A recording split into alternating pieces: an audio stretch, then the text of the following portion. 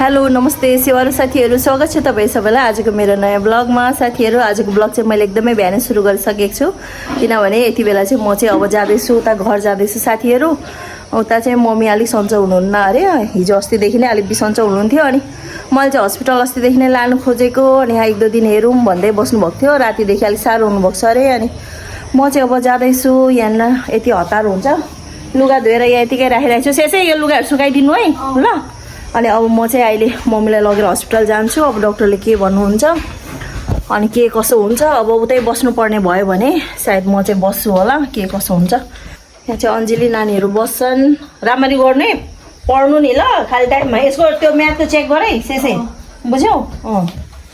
ल म चाहिँ अब अटो आउनु आँटेको छ। उता मम्मीलाई तयार भइराख्नु भनेको छु, अनि हस्पिटल लगेर लाउँछु, के कसो हुन्छ।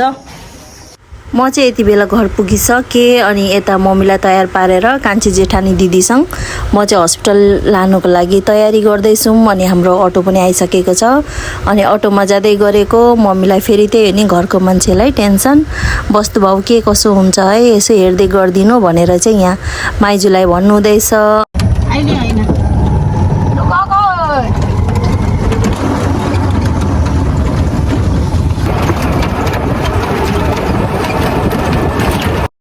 यति बेला चाहिँ हामीहरू हस्पिटल पुगिसक्यौँ साथीहरू। अनि यो चाहिँ बिएनसी हस्पिटल, अनि यसमा चाहिँ हाम्रो इन्डियन आर्मीहरूको चाहिँ इसिएच कार्डबाट चाहिँ हामीलाई यहाँ बिएनसी हस्पिटल दिएको छ। त्यही भएर हामीलाई चाहिँ एकदम सजिलो भएको छ। अनि मम्मीलाई पनि इसिएच कार्डबाट नै हामीले यहाँ देखाउनु पर्ने हुन्छ। अनि यहाँ मम्मी चाहिँ हिँड्नु अलिक गाह्रो हुन्छ नि त। अनि हामीले चाहिँ दुईपट्टिबाट पक्रेर मम्मीलाई लगेर जाँदैछौँ। अनि पहिले हामीले इमर्जेन्सीमा लगेर राखेको, अनि त्यस पछाडि चाहिँ उहाँले टेस्ट गर्नुहुन्छ अनि के भन्नुहुन्छ, अनि त्यहाँबाट चाहिँ फेरि मम्मीको ट्रिटमेन्ट सुरु हुन्छ।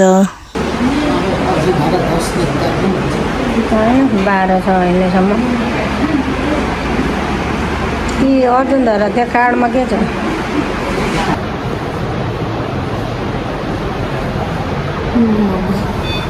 अलिक घाँस नि त।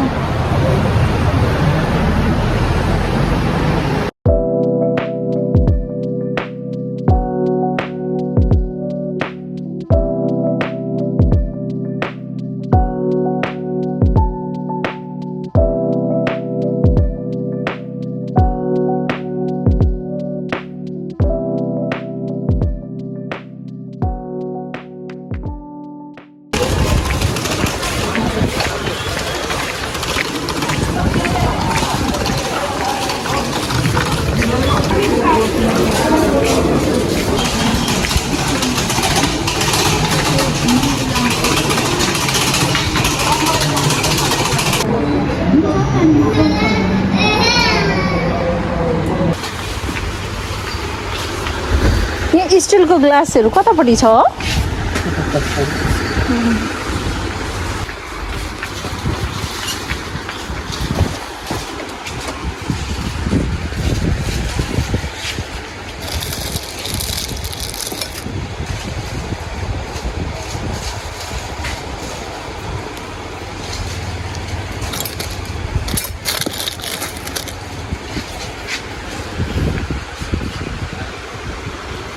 म चाहिँ यहाँ मम्मीको लागि अलिअलि सामान लिनु आएको। मेन भन्दा यो गिलास चम्मचहरू चाहिँ अब एडमिट हुनुहुन्छ भनेर चाहिँ थाहा भएको थिएन। त्यही भएर चाहिँ हामीले केही पनि लिएर आएनौँ। अनि चाहिँ एक्कासी एडमिट हुनुभएको छ, त्यही भएर चाहिँ अब यहाँ सामानहरू लगेर जाँदैछु म चाहिँ।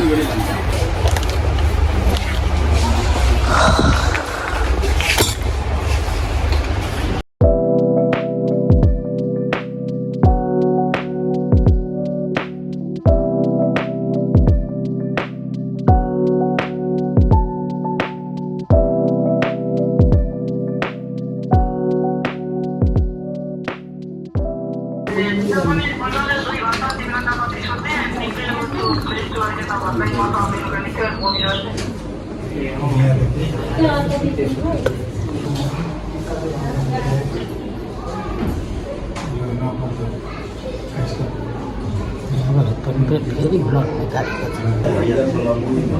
अलग अलग हुन्छ नि, यस्तो पारा जोडिएछ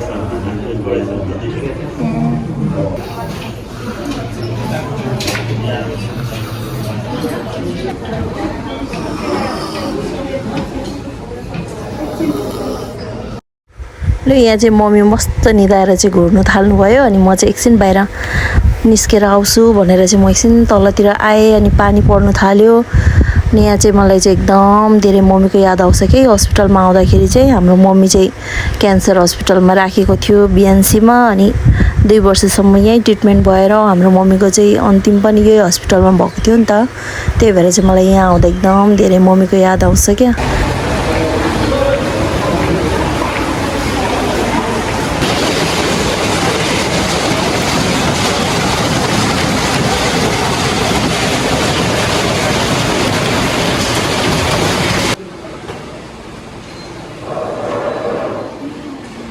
मम्मी चिया दिखाउनु मम्मी चिया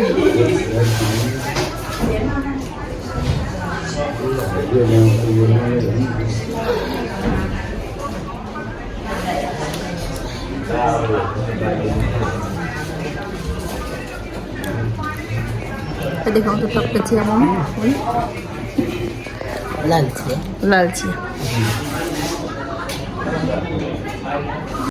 अब चाहिँ बेलुका भइसकेको छ अनि आज चाहिँ बेलुका चाहिँ जेठी जेठान दिदीले चाहिँ मलाई साथी दिनुको लागि आउनुहुँदैछ अनि म चाहिँ दिदीलाई लिनुको लागि तल झरेको छु यहाँ चाहिँ म दिदीलाई पर्खिरहेको छु अनि दिदी आइपुग्नु भयो अनि राति चाहिँ दिदी र म मम्मीलाई रुङ्छौँ अनि भोलि चाहिँ फेरि बिहानै फर्किनुहुन्छ दिदी चाहिँ अनि यहाँ दिदी पनि आइपुग्नु भयो हस् त साथीहरू यसरी नै मेरो च्यानललाई साथ सपोर्ट गरिदिनु होला सेयर गरिदिनु होला आजको लागि यति नै अर्को ब्लगमा भेटौँ बाई